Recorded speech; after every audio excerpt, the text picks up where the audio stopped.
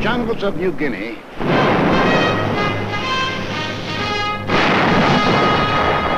on the barren shores of the Aleutians, in the tropic heat of the Pacific Islands, in the sub-zero cold of the skies over Germany, in Burma and Iceland, the Philippines and Iran, France, in China and Italy, Americans fighting. Fighting over an area extending 7/8 of the way around the world. Men from the green hills of New England, the sun-baked plains of the Middle West, the cotton fields of the South, the close-packed streets of Manhattan, Chicago, the teeming factories of Detroit, Los Angeles, the endless stretching distances of the Southwest, men from the hills and from the plains, from the villages and from the cities, bookkeepers, soda jerks, mechanics, college students, rich man, poor man, beggar man, thief, doctor, lawyer, merchant, chief, now veteran fighting men. Yet 2 years ago, many had never fired a gun or seen the ocean or been off the ground. Americans, fighting for their country while half a world away from it, fighting for their country and for more than their country, fighting for an idea. The idea bigger than the country. Without the idea, the country might have remained only a wilderness. Without the country, the idea might have remained only a dream.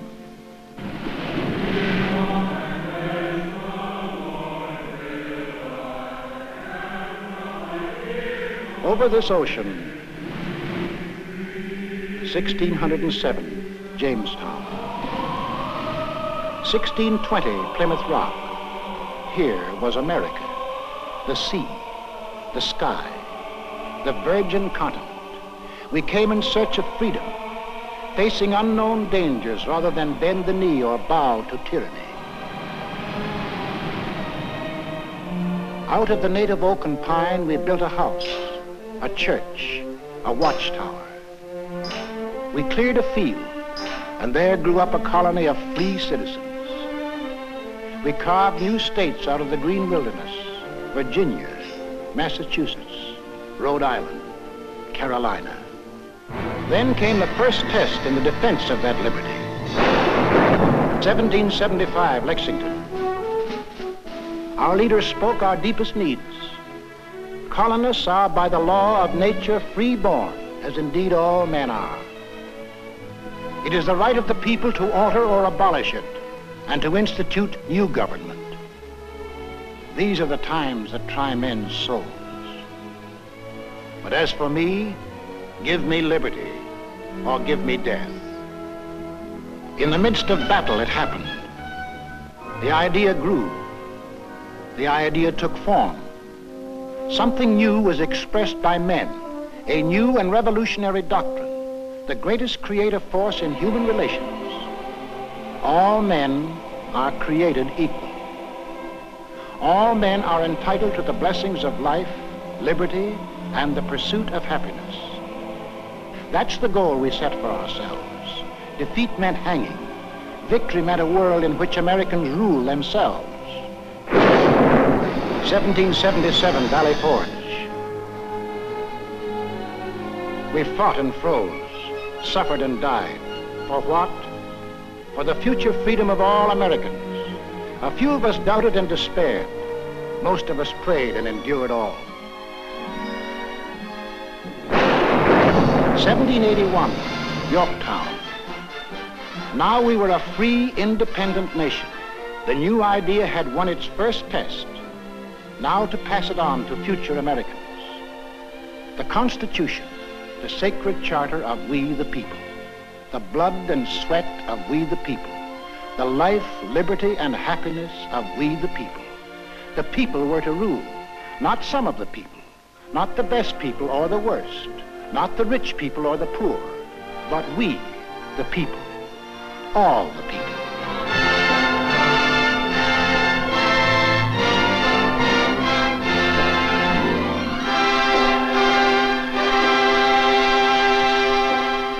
In this brotherhood, America was born. One nation, indivisible, with liberty and justice for all. We began as 13 states along the Atlantic seaboard.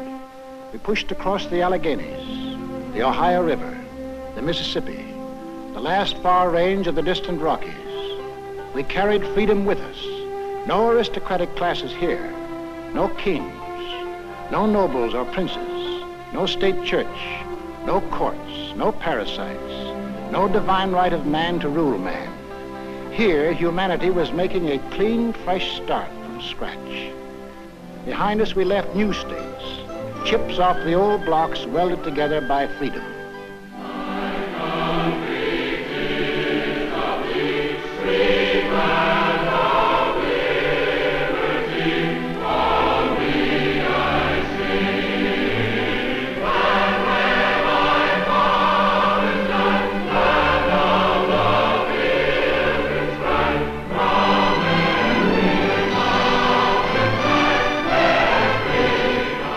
Until finally we were one nation, a land of hope and opportunity that had arisen out of a skeptical world.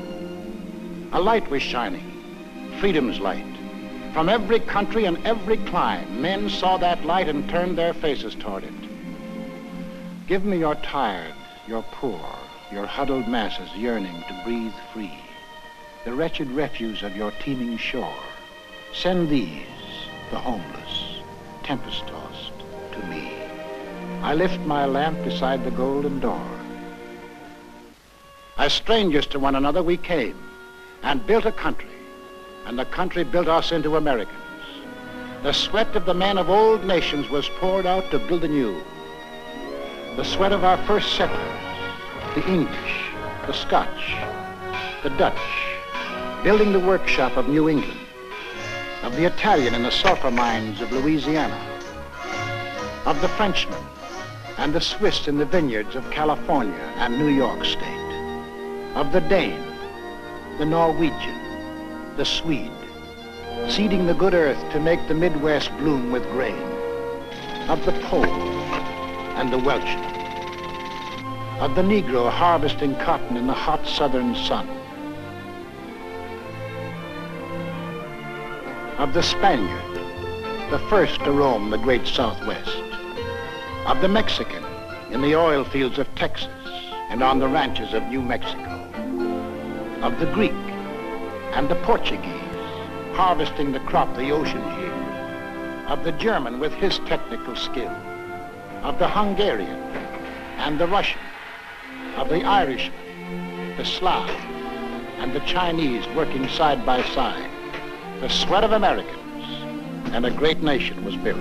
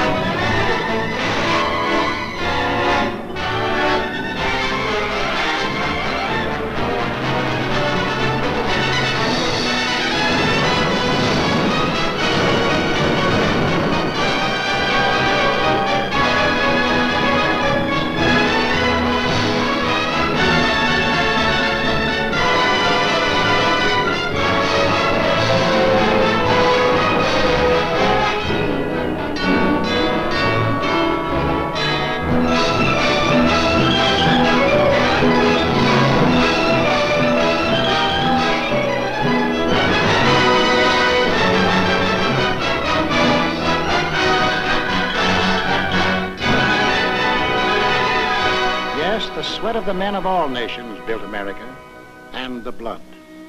For the blood of Americans has been freely shed. 5 times in our history have we withstood the challenge to the idea that made our nation. The idea of equality for all men, life, liberty, and the pursuit of happiness. The idea that made us the people we are. Let's take a look at ourselves before we went into this war. Well, first of all, we're a working people. On the land, at the workbench, at a desk. And we're an inventive people. The lightning rod, cotton gin, the telegraph, the blessed anesthesia of ether, the rotary printing press, the telephone, electric welding, the incandescent lamp, the submarine, the steam turbine, the motor-driven airplane, the X-ray tube, the gyroscope compass, the sewing machine, television. All these and countless more bear witness to our inventiveness.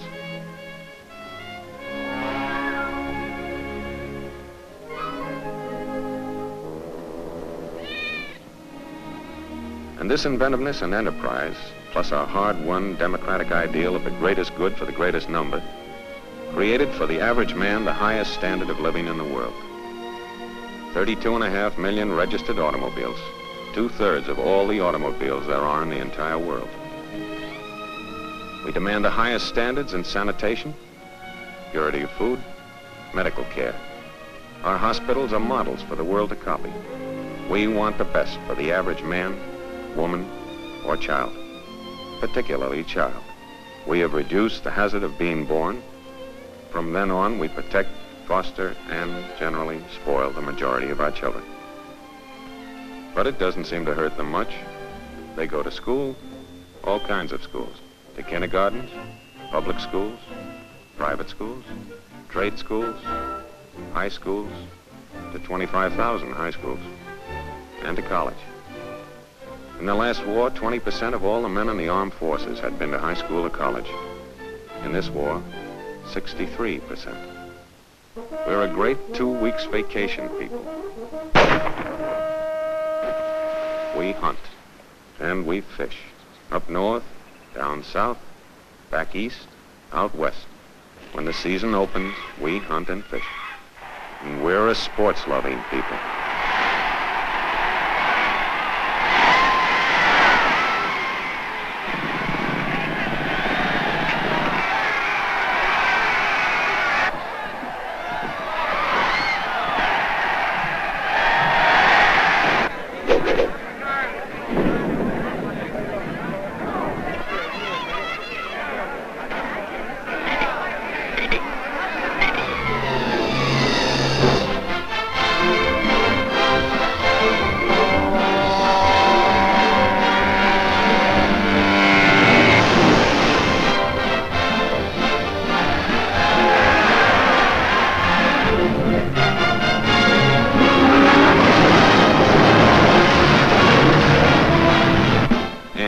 Probably the travelingest nation in all history. We love to go places.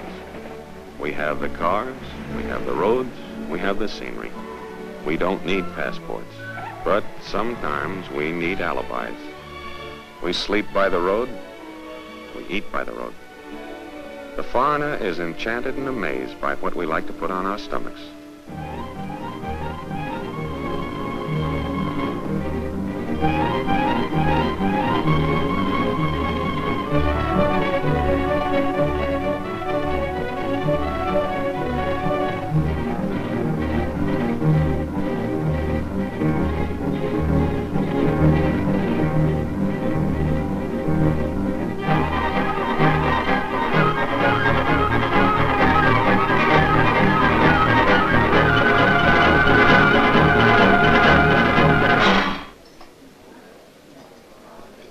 We're a great joining people. We join clubs, fraternities, unions, federations. Shove a blanket at us, we'll sign up. Radios, we have one in the living room. When you think of refreshment, think of the dining room, the bedroom, the bathroom, in our cars, and in case of acid indigestion, in our hands, and up our sleeves. Does your cigarette taste different lately? Music? We couldn't be without it.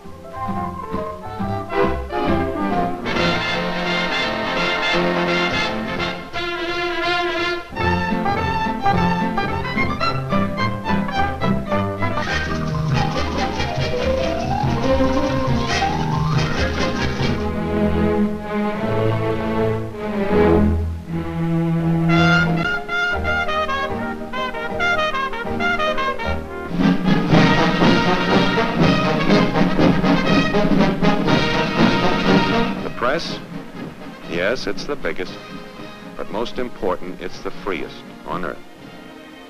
Over 12,000 newspapers of all shades of opinion, books on every conceivable subject, and more than 6,000 different magazines, not counting the comics. Churches, we have every denomination on earth. 60 million of us regularly attend, and no one dares tell us which one to go to. We elect our own neighbors to govern us. We believe in individual enterprise and opportunity for men and women alike. We make mistakes. We see the results.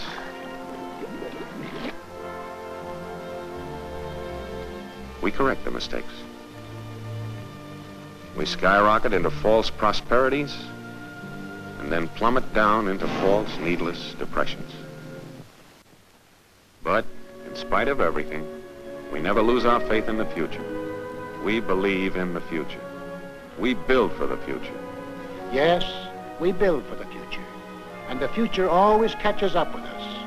Before we're done building, we've developed something new and have to start rebuilding. That's roughly the kind of people we are. Boastful, easygoing, sentimental, but underneath passionately dedicated to the ideal our forefathers passed on to us, the liberty and dignity of man. We've made great material progress, but spiritually we're still in the frontier days. Yet deep down within us, there is a great yearning for peace and goodwill toward men. Somehow we feel that if men turn their minds toward the fields of peace as they have toward the fields of transportation, communication, or aviation, wars would soon be as old-fashioned as the horse and buggy days. We hate war. We know that in war, it's the common man who does the pain, the suffering, the dying. We bend over backwards to avoid it. But let our freedoms be endangered, and we'll pay and suffer and fight to the last man. That is the America. That is the way of living for which we fight today. Why? Is that fight necessary? Did we want war?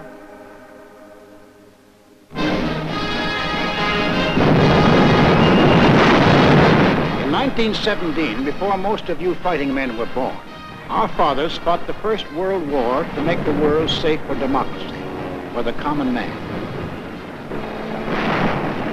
They fought a good fight and won it.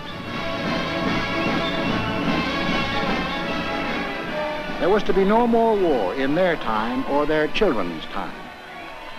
Faithful to our treaty obligations, we destroyed much of our naval tonnage. Our army went on a reducing diet until it became little more than a skeleton. For us, war was to be outlawed. For us, Europe was far away. And as for Asia, well, that was really out of this world, where everything looked like it was torn from the National Geographic. Yet, in this remote spot in Asia, in 1931, while most of you were playing ball in the sandlots, this war started. Without warning, Japan invaded Manchuria.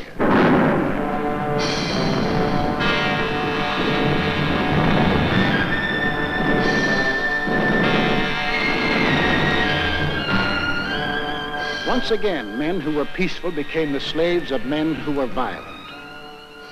In Washington, D.C., our Secretary of State made a most vigorous protest.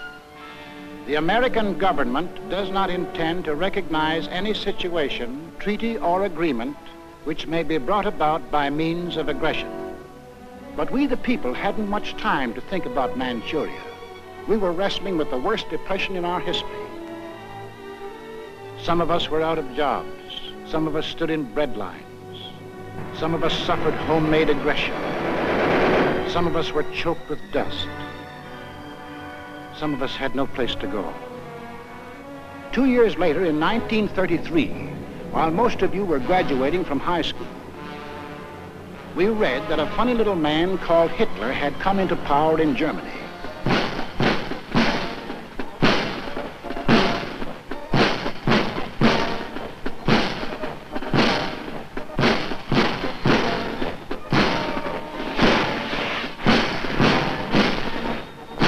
We heard that a thing called the Nazi Party had taken over.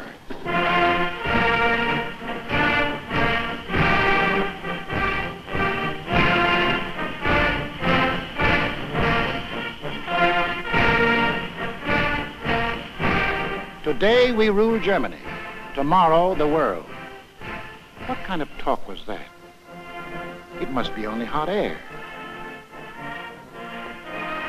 In 1935, about the time you had your first date, we read that strutting Mussolini had attacked far-off Ethiopia.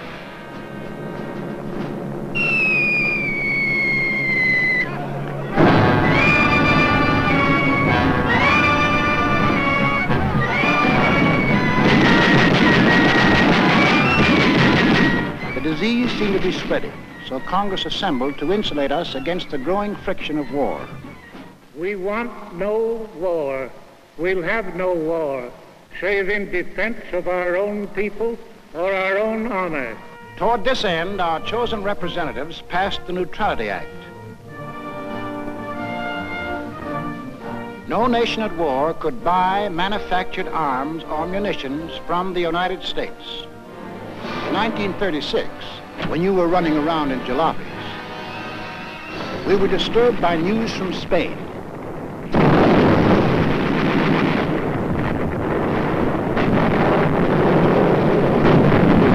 In our newsreels, we saw German and Italian air forces and armies fighting in Spain and wondered what they were doing there.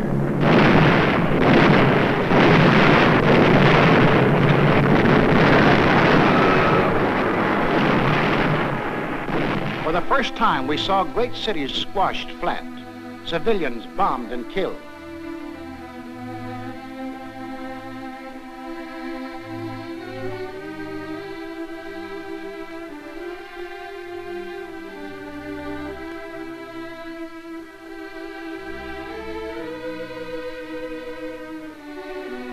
In November 1936, the American Institute of Public Opinion, known as the Gallup poll, asked a representative cross-section of American people, if another war develops in Europe, should America take part again?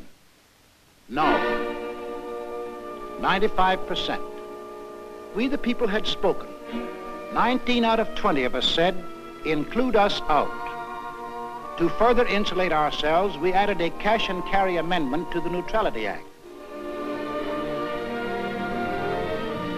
Not only wouldn't we sell munitions, but we wouldn't sell anything at all, not even a spool of thread, unless warring powers sent their own ships and paid cash on the line. In 1937, the press services received a flash from Asia.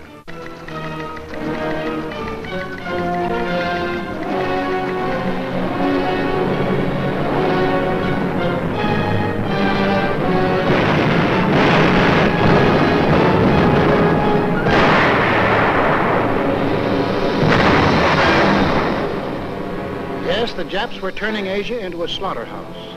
But for us, Asia was still far away. In September 1937, the Gallup poll asked us, in the present fight between Japan and China, are your sympathies with either side? We answered, with China, 43%. With Japan, 2%.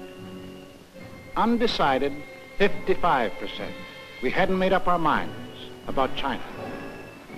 Our Neutrality Act barred sales of armaments only to nations at war. The Japanese had not declared war, so we went right on selling scrap iron and aviation gasoline to Japan. In March 1938, Hitler had not declared war either, but his goose-stepping army suddenly smashed in and occupied all the soil of Austria. 6 months later, Hitler and his stooge met the anxious democracies at Munich. Hitler promised peace in our time if Britain and France would give him that part of Czechoslovakia known as the Sudetenland. Britain and France gave him that part of Czechoslovakia, hoping to avert war. Now we had his word, peace in our time. At home, we began to hear strange headlines. Extra, extra! FBI captured German agent! Read all about it! Nasty Spygate captured! We sat in our theaters unbelieving as motion pictures exposed Nazi espionage in America. As Germans, we know that if America is to be free, we must destroy the chain that ties the whole misery of American politics together. And that chain is the United States Constitution. Could these things really be? Yes, these subversive acts were happening in real life every day. German-American bonds organized for the purpose of destroying us marched under our very noses.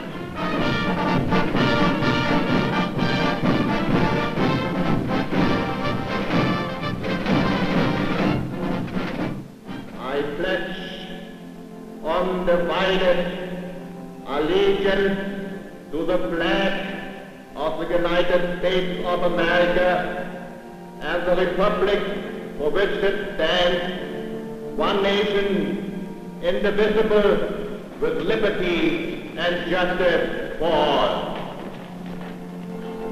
In our press, we read the news from abroad that Nazis were spending millions, arming Germany to the teeth.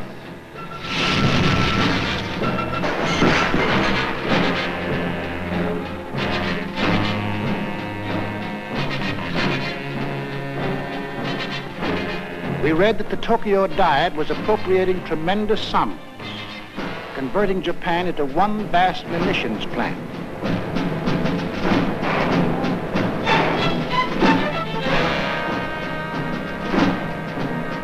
We watched these supposedly poor, have-not nations spend huge sums for armament, and we wondered why. Arrogantly, they told us why. They had declared war on us long before the shooting started. We have actually been at war since the day when we lifted the flag of our revolution against the democratic world. The Germans are a noble and unique race, to whom the earth was given by the grace of God.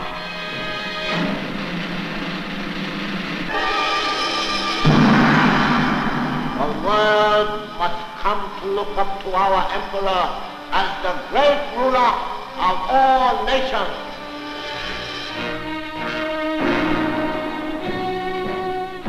When the people of these three nations elected to follow their leaders, Death Incorporated,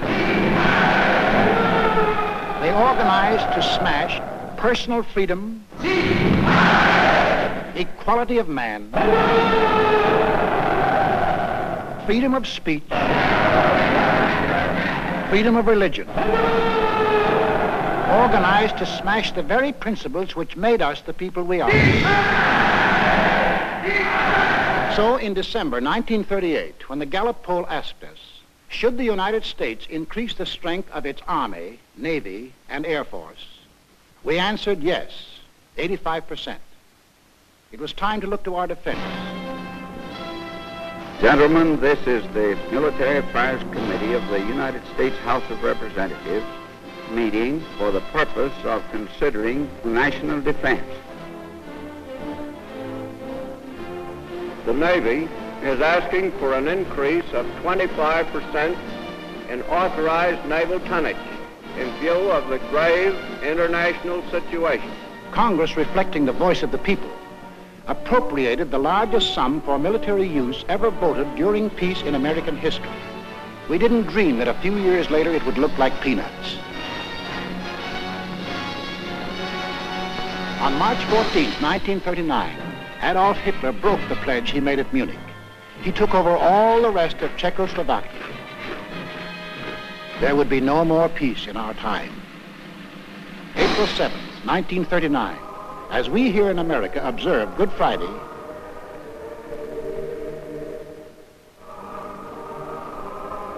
Mussolini invades Albania. Extra paper, Italy attacks Albania.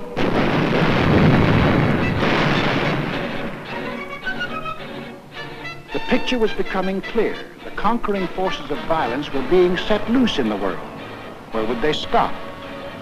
In a last desperate effort to avert a world war, President Roosevelt, as a neutral, sent messages to Hitler and Mussolini, asking their promise to respect the independence of 30 free countries. Und vor allem diese Anfrage Herrn Roosevelts. To Adolf Hitler, this message was a huge joke as he repeated the names to a jeering Reichstag. Schweden, Dänemark, Niederlande, Belgien, Großbritannien, Irland, Frankreich, Portugal, Spanien, die Schweiz, Liechtenstein, Luxemburg, Polen, Ungarn, Rumänien, Jugoslawien, Russland, Bulgarien, Türkei, Irak, Arabien, Syrien, Palästina, Ägypten. This was the only answer the president received. On September the 1st, 1939, the Nazi army smashed into Poland.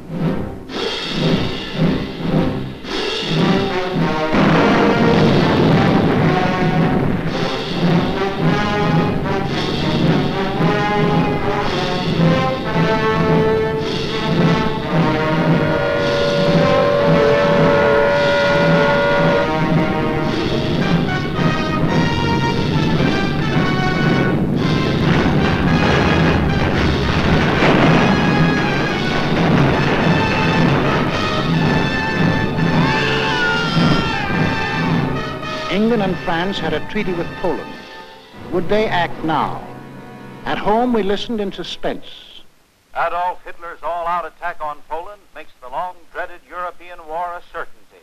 Prime Minister Chamberlain of Great Britain gave the Nazi dictator a 0 hour for withdrawing his troops from Poland. That 0 hour ends now. At this time, we transfer you to London for an important announcement by the British Prime Minister. Up to the very last, it would have been quite possible to have arranged a peaceful and honorable settlement between Germany and Poland. But Hitler would not have it. But a situation in which no word given by Germany's ruler could be trusted, and no people or country could feel itself safe, had become intolerable. Now, may God bless you all, and may he defend the right. For it is evil things that we shall be fighting against. And against them I am certain that the right will prevail. 6 hours after Great Britain declared war on Nazi Germany, the Republic of France followed. All France is in a maelstrom of activity. The Maginot Line has already opened fire on the Germans. The sparring is ended. World War II has begun.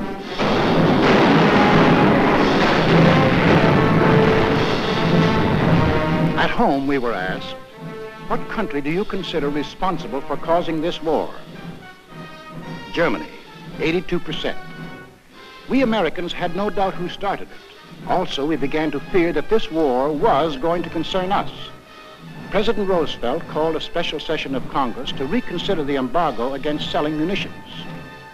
I have asked the Congress to reassemble in extraordinary session in order that it may consider and act on changes in our neutrality law. The men of Congress wrestled with their beliefs and our futures. They debated and they argued.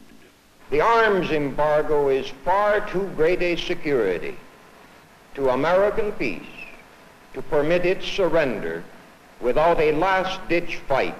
The Embargo Act, as it now stands, is one-sided and works entirely to the advantage of one side.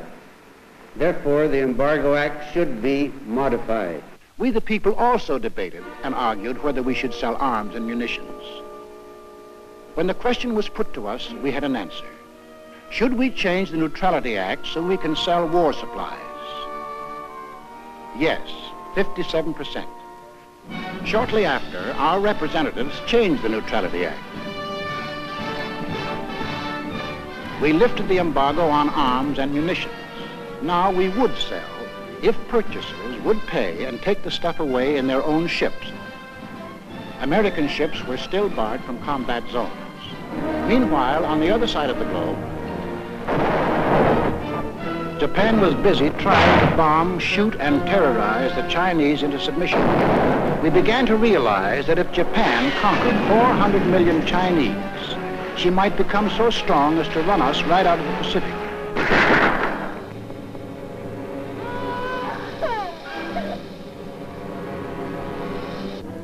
You will remember that 2 years earlier, in September 1937, when we were asked, in the present fight between Japan and China, are your sympathies with either side? Only 43% were with China. Most of us were undecided. In June 1939, when we were asked the same question, 74% said we were with China. Now our minds were made up. When we loaded our scrap iron on Japanese ships, our citizens protested. Let Mr. Atchison, Assistant Secretary of State, tell us the inside of the story. So until the middle of 1940, the restriction of exports to Japan took the form of moral embargoes of aeroplanes and direct munitions. Then Congress passed the Export Control Act, and increasing cutoffs of scrap iron, aviation gasoline, and other strategic items followed. Exports were curtailed to the limit which those responsible for our defense were willing to risk. It was a fearful responsibility. On one side was the possibility, in fact the probability, that one day these materials might be used against us. On the other side was the possibility, in fact the probability, that to cut them off would provoke an attack which we were not then prepared to resist. Finally, in the summer of 1941, as it became clear that Japan was turning her back upon every possibility of reconciliation and adjustment, and was determined upon her great gamble of conquest, all exports ceased. On April 9, 1940, the leaders of Nazi Germany shifted their war machine into high gear. They overran into Denmark. They smashed into Norway. On May the 10th, 1940, they blitzed into Holland and Belgium. The Nazis are marching ahead at the fastest speed a conquering army has moved in all history. All roads in France are choked with slow-moving masses of refugees. Nazi Stuka dive bombers are strafing and bombing thousands of helpless women and children. Mr. Keltonborn. Good evening, everybody. Tonight, it seems clearly apparent that the first great phase of the war in the West has been won by Germany. The army of French and British has made a valiant battle in its effort to retreat to Dunkirk, where there is some slight chance that some part of it can be evacuated. Adolf Hitler's mechanized forces are racing toward Paris as French resistance collapses. On this 10th day of June, 1940, the hand that held the dagger has struck it into the back of its neighbor. This is William L. Shirer speaking from the forest of Compiègne, where Adolf Hitler today is handing his armistice terms to France. It is 3:15 p.m. Adolf Hitler strides slowly toward the little clearing. I can see his face. It is grave, solemn, yet brimming with revenge. Off to one side is a large statue of Marshal Foch. Hitler does not appear to see it. Now we see the French walking down the avenue, led by General Hunsinger. Hitler and the other German leaders rise as the French enter. General Keitel reads the preamble to the German armistice terms. This whole ceremony is over in a quarter of an hour. The last time I saw Paris, her heart was warm and gay. I heard the laughter of her heart in every street cafe. The last time I saw Paris, trees were dressed for spring, and lovers walked beneath those trees, and birds found songs to sing. I dodged the same old taxi cabs that I had dodged for years. The chorus of their squeaky horns was music to my ears. The last time I saw Paris, her heart was warm and gay. No matter how they changed her, I remember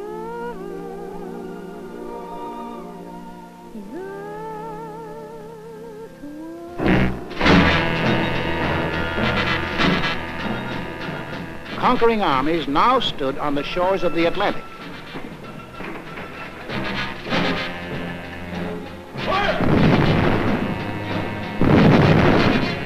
The danger was suddenly close.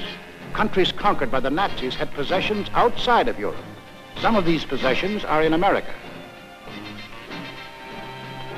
Would the Nazis demand the French naval units at Martinique? Would the Nazis move into the Dutch oil fields at Curacao?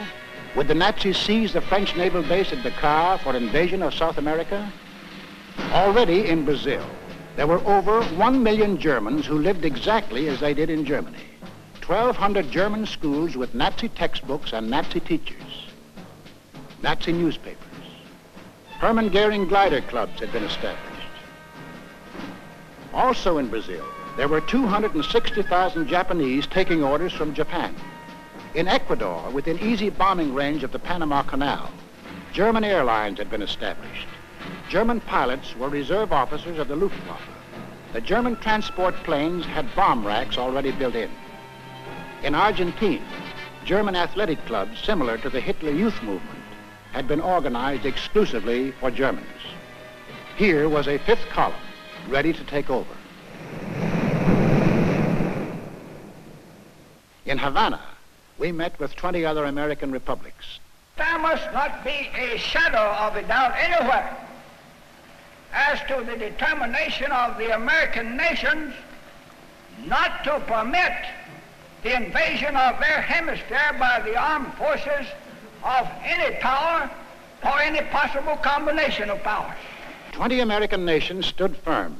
The Americas would not allow any European colony in this hemisphere to be transferred to a non-American power. We said, keep out. We meant it. We must increase production facilities for everything needed for the Army and Navy for national defense. I believe that this nation should plan at this time a program that will provide us with 50,000 military and naval planes. To protect our shores, we authorized construction of a two-ocean navy, the greatest the world has ever known.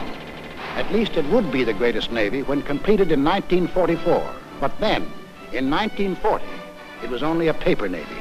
Our fighting forces at that time consisted of an army of 187,000 men, a navy of 120,000, and this dot was the Air Corps, 22,387 strong. All told, 330,000 men. We had makeshift supplies, makeshift equipment, stovepipes for cannon, bags of flour for bombs, and trucks were labeled tanks.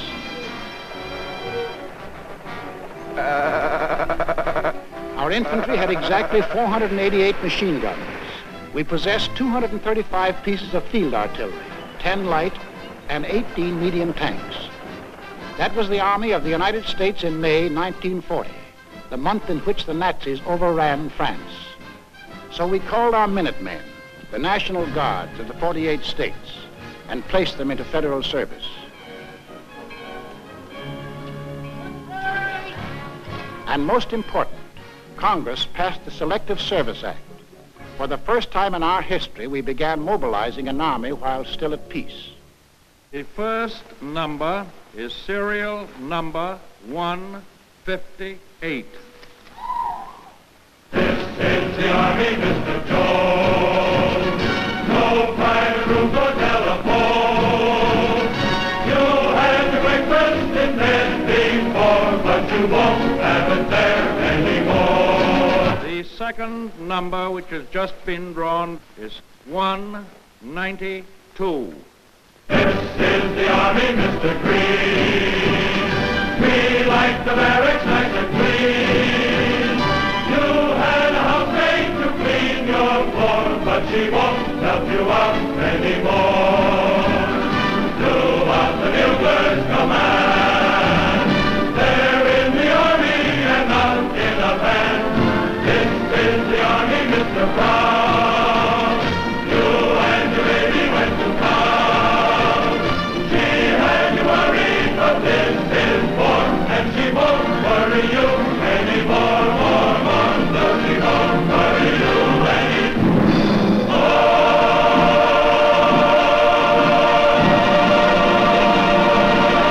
wasn't too soon.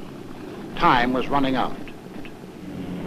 The Nazis had begun their shattering blitz on Britain. Hello, America. This is Edward Murrow speaking from London. There were more German planes over the coast of Britain today than at any time since the war began. Anti-aircraft guns were in action along the southeast coast today.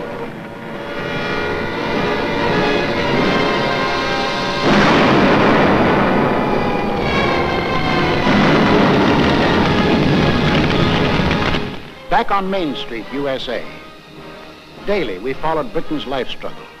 For if Britain died, we would be in grave peril. Our first line of defense in the Atlantic, the British fleet, might go to Nazi Germany. We would be unprotected, our shores, our people, our homes endangered. Britain must not fall. In our harbors, idle and rotting, lay ancient destroyers. They had been built for World War I, but this was World War II, and this gave us an idea. 50 tired, over-aged destroyers were revitalized, transferred to Great Britain. In return, we acquired further protection of our shores. We received a chain of bases stretching from Newfoundland to British Guiana.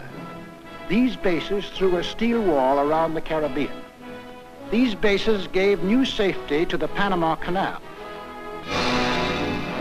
It was now clear to the aggressors that we were conscious of the threat they represented to our country. Mr. Burley, Assistant Secretary of State, will tell us how they got together and tried to scare us off. From 1936 on, it became increasingly clear to the world that Germany, Italy, and Japan were pursuing a common pattern of aggression, both in Europe and in the Far East. On September 27, 1940, these three powers signed the so-called Pact of Berlin, or Tripartite Pact, a treaty of far-reaching alliance. By that treaty, it was provided that the three countries would assist one another with all political, economic, and military means when one of the powers was attacked, note particularly the use of the word attacked, by a power not then involved in the European War or in the Chinese-Japanese conflict. The last of these provisions was aimed directly at the United States. Tokyo celebrated.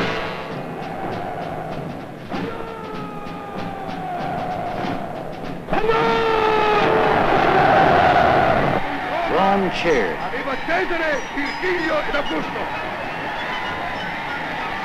Berlin hired itself hoarse. It was clear now that the three Axis countries definitely stood against us.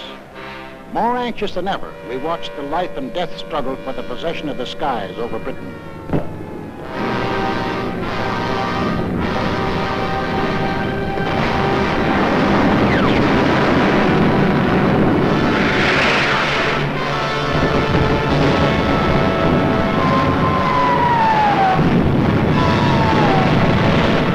Despite the propaganda and confusion of recent months, it is now obvious that England is losing the war. England will not only survive, England will win.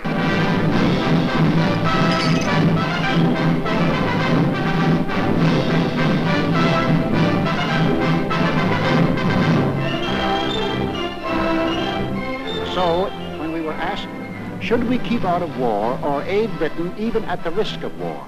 Aid Britain even at the risk of war, 68%. Thus, the march of conquest of the self-termed master races changed our national attitude from 1936, when only 1 out of 20 Americans thought we would be involved in war, to 1941, when 14 out of 20 Americans were willing to risk war if war was necessary to ensure Axis defeat. I ask this Congress for authority and for funds sufficient to manufacture additional munitions and war supplies of many kinds to be turned over to those nations which are now in actual war with aggressor nations. Our most useful and immediate role is to act as an arsenal for them as well as for ourselves. We shall send in ever-increasing numbers ships, planes, tanks, guns. That is our purpose and our pledge. By an overwhelming majority, Congress passed Lend-Lease, Bill number 1776, another declaration of independence. Independence from tyranny, 1941 style. On April 6, 1941, the Nazi juggernaut overran into Yugoslavia and Greece. On June the 22nd, 1941, the success-crazy Nazis took their longest step toward world conquest. Without any declaration of war, they blitzed into Russia.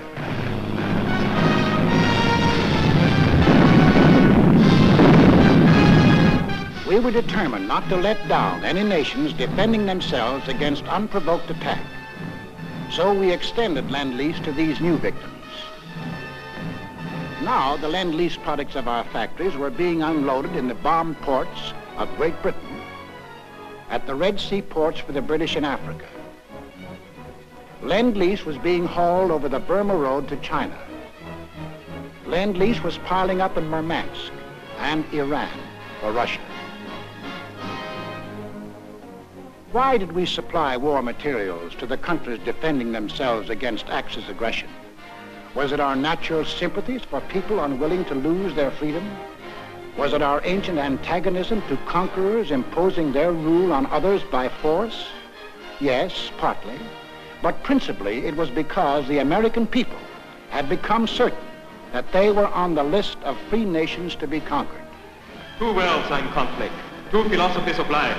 One of these two worlds must break asunder. And we were the leading example of that free world that Hitler was committed to breaking asunder. What would have been our defensive position if the aggressors had succeeded in conquering Britain, Russia, and China? German conquest of Europe and Africa would bring all their raw materials, plus their entire industrial development, under one control. Of the 2 billion people in the world, the Nazis would rule roughly 1/4, the 500 million people of Europe and Africa, forced into slavery to labor for Germany. German conquest of Russia would add the vast raw materials and the production facilities of another of the world's industrial areas. And of the world's people, another 200 million would be added to the Nazi labor pile. Japanese conquest of the Orient would pour into their factory the almost unlimited resources of that area. And of the peoples of the earth, 1,000 million would come under their rule, slaves for their industrial machine. We in North and South America would be left with the raw materials of 3/10 of the Earth's surface against the Axis with the resources of 7/10. We would have one industrial region against their 3 industrial regions. We would have 1/8 of the world's population against their 7/8. If we, together with the other nations of North and South America, could mobilize 30 million fully equipped men, the Axis could mobilize 200 million. Thus, an Axis victory in Europe and Asia would leave us alone and virtually surrounded, facing enemies 10 times stronger than ourselves. These are the reasons that led us, the American people, to change the Neutrality Act, to send aid to Britain, to Russia, to China, to make ourselves the arsenal of democracy. These are the reasons why now the first American troops set forth into the Atlantic to occupy new bases in Greenland and Iceland with the consent of their local governments. In our hands, bases of defense. In Nazi hands, bases of offense.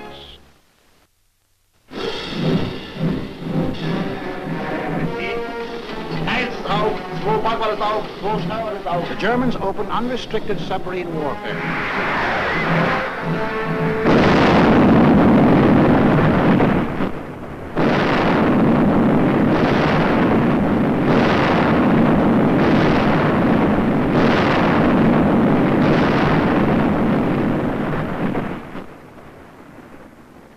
If today our Navy should make secure the seas for the delivery of our munitions to Great Britain, it will render as great a service to our country and to the preservation of American freedom as it has ever rendered in all its glorious history. We want those cargoes protected. An aroused Congress repealed the entire Neutrality Act. We armed our merchants, and for the first time, they steamed into combat zones to deliver Lend-Lease. While this was going on in the Atlantic, the Japs, by a so-called agreement with the puppet government of defeated France, moved in on Indochina.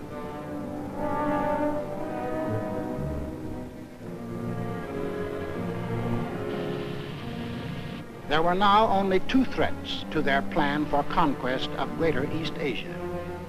First was their northern neighbor, Russia, the only military power within striking distance of Japan. The Nazis were taking care of Russia. The second threat to Japanese conquest was us. Japanese southward expansion was too dangerous to attempt with our bases still standing in the Philippines and our supply lines open to Wake, to Midway, and to Hawaii. We were in their way. We had to be removed, but in the Japanese way.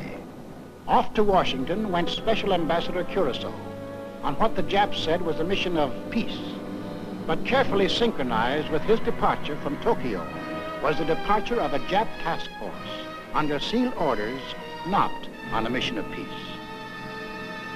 On November 14th, Mr. Curaçao arrived in San Francisco, smiling his toothy smile as he sang the old song of Japanese friendship. The Japanese were a peace-loving people. Their whole policy was devoted to the establishment of permanent peace in Asia. Our aid to China was delaying the establishment of that peace. Our refusal to sell them oil and scrap was interfering with the establishment of that peace. Our objections to their taking over the East Indies, Greater East Asia, was an interruption in the establishment of that peace. All they wanted was peace. On November 17th, Mr. Curaçao and Japanese Ambassador Nomura were received by the President in the presence of the Secretary of State, Cordell Hull. It very quickly became clear that the Japanese had brought no new proposals and that the Japanese intended to continue their campaign to conquer China and all East Asia. However, on November 26th, our Secretary of State presented the Japanese with the basis for peaceful agreement between the two nations. The proposal was forwarded to Tokyo. The Japs had to stall for time, but only a short time. The task force was nearing its goal. Sunday, December 7th, 1941.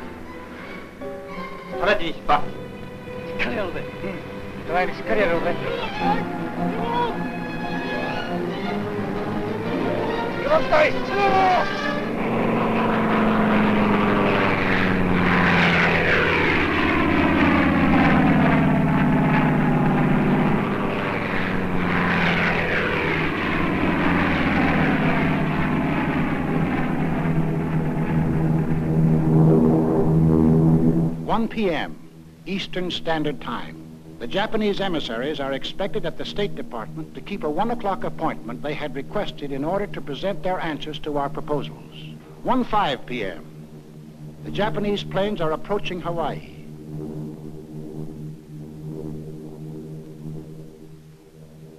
1:10 p.m. The Japanese emissaries telephoned to postpone their appointment until 1:45. 1:20 p.m.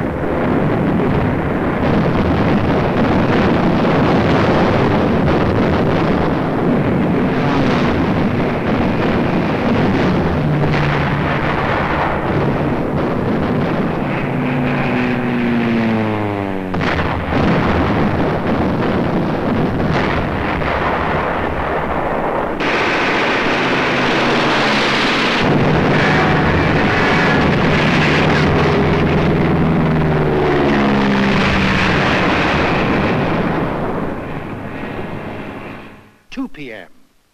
The Japanese envoys, smiling and correct, arrive at the State Department. 2:20 p.m.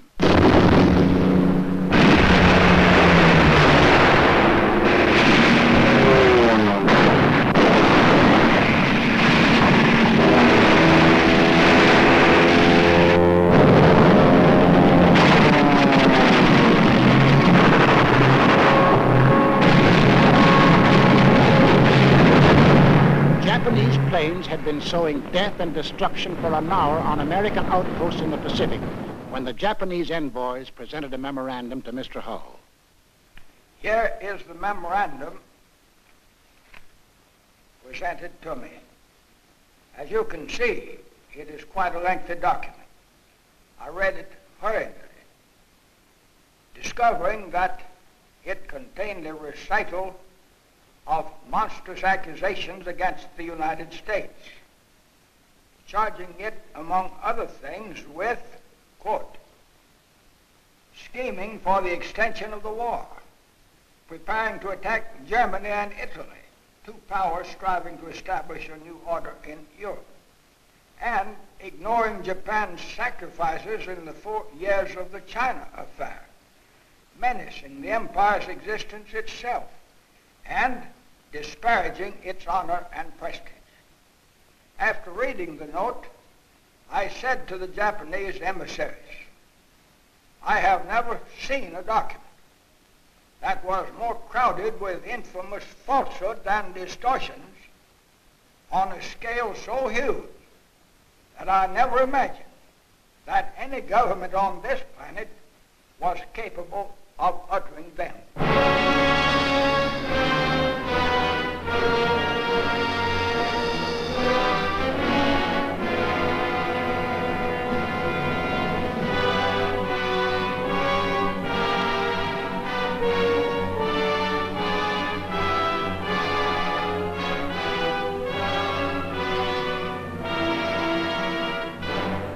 I ask that the Congress declare that since the unprovoked and dastardly attack by Japan on Sunday, December 7, 1941, a state of war has existed between the United States and the Japanese Empire.